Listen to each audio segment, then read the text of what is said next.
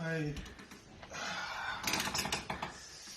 Zamani, habari za asubuhi wa Kenya.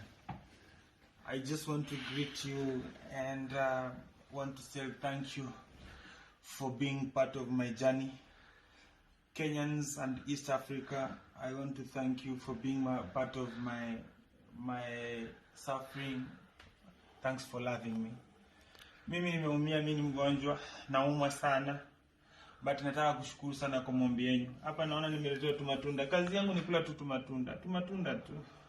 Mkipata tumatunda mahali wa Kenya na wa Tanzania na Waganda na wa Rwanda, please mtumanie tu tumatunda. Mungu atanisaidia. Tumatunda tu. Nitakula.